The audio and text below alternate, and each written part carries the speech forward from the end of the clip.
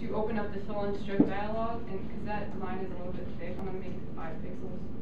And I think it might also, it has some opacity, so I'm going to turn that off. Okay. Now I have a nice base to start from. So I'm going to say I want this to be like a little storefront. So I'm going to put store logo goes here. And what I did is I just clicked, and normally this doesn't happen with the resolutions quite for here. So you select the text tool, you click, and you just start typing, and you're good. If you want to type in a new one, you click outside, and then you start typing. So I have my store logo here, but it's a little big. I'm going to click that lock icon, so the aspect ratio is locked. I'm going to drag it here. Okay, so what kind of things are we going to sell in this store? Anybody have ideas? Toothpaste. Toothpaste, all right. So we'll be like a dental care store. So we'll do toothpaste. I'll do tap across the top. And I'm hitting Control D, and then I'm holding down Shift, and I'm going right. And then I'm going to double click it with the selector tool, and then I'm going to start typing. So I'm going to do toothbrushes, and then again I'm going to select it. I'm going to hit Control D, hold down Shift, right, and let's say mouthwash. And then I'm going to draw out rectangles to make these into tabs. And you see they have a fill to make it so that you can see through. I'm going to select the big red X, and that's the no fill. I'm going to align it a little bit and hit Control D, hold down Shift, right. I might need to scale it out a bit when I get to mouthwash. It looks like there's enough room. If I needed to scale it out, then I could do that. And you can see here it's going from the center, and that's because I'm holding down Shift. If I just clicked it, it would just move from one side. So now I'm going to take this guy, I'm going to do Control D to duplicate him. I'm going to move down a little bit, and I'm going to drag it out, so that's going to be the main content area. Alright, so now I'm going to show you just a little trick. You don't need to do this, but if you wanted it to be all one shape, one method you can do is when you hold down Shift and you select things, the whole UI, the whole shell of GNOME actually operates this way too. But you select something, then you hold down Shift and you select another thing, and it's an additive select. So now that I have both selected, I'm going to go to Object, and it should be it's Path Union, and it makes it the same. It's the same shape.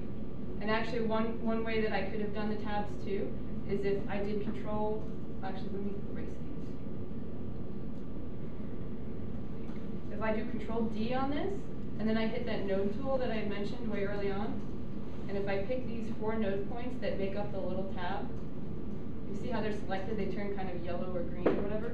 I hold down Shift and I hit right, and there it moves out. I might have to align this a little bit.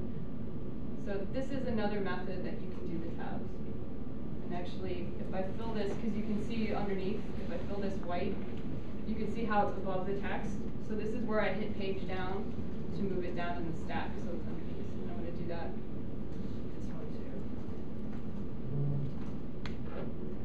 So that's just another method to do that. And let's see, if we want to do a little right sidebar here, maybe it's different brands of toothbrushes. I'm going to grab this text, I'm going to hit Control D so it's the same size and font and color and everything. I'm going to drag it over here, and then I'm going to start Control D, Shift, down, Control D, Shift, down, Control D, Shift, down.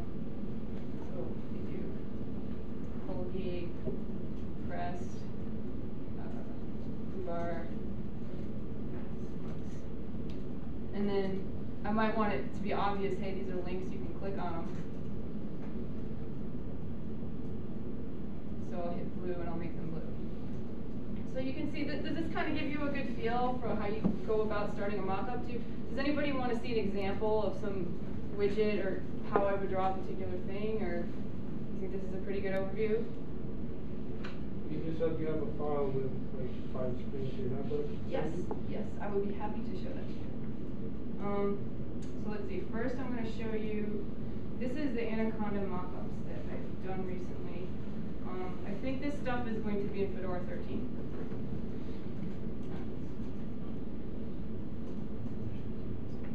Oh, okay, good, okay.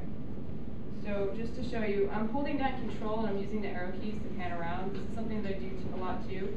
You can also use the, actually I hit the scroll bars here. You can use the scroll bars to pan around too.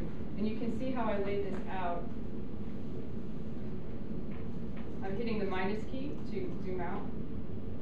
And here, you can kind of see if I zoom in on it.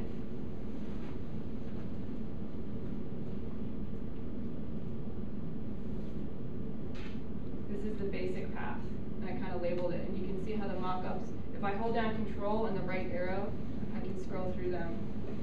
And you can see I also use, like I said before, the one reason I'll use transparency sometimes is I'll make these little notes on top of the mockup for the developer to kind of figure out what I was thinking or what should happen.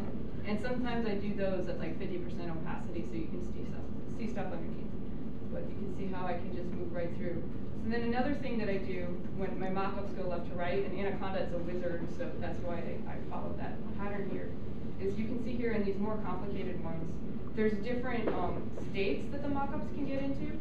So in those instances, I actually Control-D moved it down, and then implemented the different state. Control-D moved down, implemented the third state. So those sort of go up and down, so it's meant to be the same screen, but you selected it in a different mode. So that's how I did that.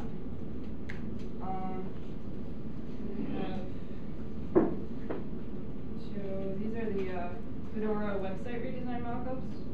There's no ETA on this web design yet, but you can see I follow the up and down pattern with these because it's a website. And you can kind of see I did like a lot of little scratch work in the sides. Let me start this from the top. So that's the top page. And then I'm holding down Control and I'm hitting down to scroll down. And you can see like here, I have a little bit of scratch work here. We actually did like 20 different designs in this one little section. But I actually ended up deleting them and just panning it down just to the one that I was interested in. But you can see, you know, you're trying to figure out something different, but you don't want to lose your original work in case you're kind of going off on a tangent and maybe that doesn't end up working out. So you just do Control-D, copy it over, do the work on the side. Is there a way to do Inkscape, or I was just, I guess, with SVG in general, something you would do like with Glade, exporting kind of the mock-up, the interface, you design it, and you can just write a little bit of code to type it. So there's nothing that will do that for you right now, but SVG certainly has the capability to do that. Sure. Like if there was some alternative toolbox for Inkscape where when I'm drawing out a rectangle, I'm actually specifying this is type, object type button. There's certainly some sort of translation layer. You can maybe write, I don't know, XSLT or something to translate it to Glade XML, but nobody's done it. It's a great idea though. It would be hard, but it's definitely something that you can do. It's more like it will be laborious work to declare all those different things. Right. So. But it would work. So I'm just gonna pop back into the presentation. We actually have maybe like 5-10 minutes left. So I have another section on saving your mockups out and sharing them with people. We can go through that, or if you guys have specific questions about creating mockups, we can just go for questions. What do you think? All right, I'll go through. I just one quick Sure. question. When you did the Anaconda mockups that you did, obviously they look very much like what Oh, yes, produced. okay. How did you get like the colors of the buttons Yes. and things like that? I have a dirty little secret to show you all. Don't spread it too far because, okay, might make people go back. So what I did when I first created these, look at this. Woo.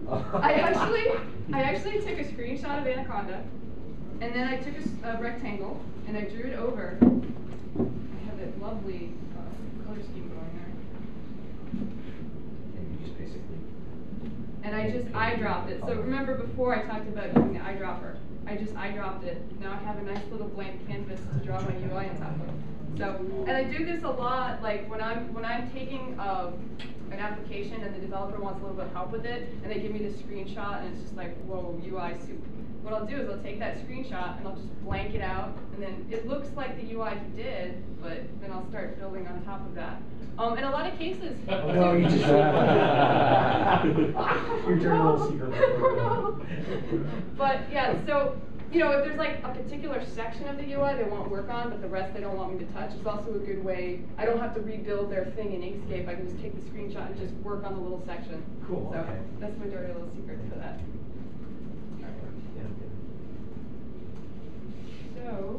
I will have to speed read through these. Okay. So, like I just went over, I have one source file. Now, this is sort of a bit of a pain to navigate through, panning through. Developers don't want to do that. So, actually, every single one of these little guys, I export as a separate PNG. The way you do that, well, first, this is how I save it out. I save it out as SVGZ. It's compressed. Inkscape can save and open SVGZ, so I just always use that because it saves disk space. Except when I took these screenshots, I didn't for some reason, so it says SVG, but that's my source file. So then I'm going to go through and I click the outline that I drew for that screen, and I'll go to the export tool. It's under File, Export, and it'll pop up that dialog on the right. Make sure you're on the selection area because you want to export the area you selected right there. And then I just pick the file name that I want to give it, and you can see I worked out the pattern. Usually what I do is I'll name them in numerical order. I'll do 0, 1, 0, 2, 0, 3. So then when the developer opens them up, you can just click through them in order. And then you just hit export, it saves it out. Do the same thing for the bottom mockup. You click on the frame, you just increment the number and change the name, hit export, you're done. And then you end up with this. Mockup 1, Mockup 2, they're PNG files. They're completely shareable. You can post them on the web, but then you have the SVG source. And I suggest always posting your SVG source when you're sharing, because this is open source community. We want everybody to be able to participate. You share your source, and anybody can take it and build on it and do awesome things with your mockup that maybe you didn't even think of. So always share your source. Here I went to the Fedora wiki then, and I call these mockup sheets, and I can show you some examples if you're interested. Just talk to me after this.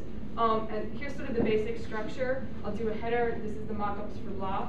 Then I'll do a little mini header for the name of each mockup. I'll do an image tag for each image, and then I'll do a source. Always post your source.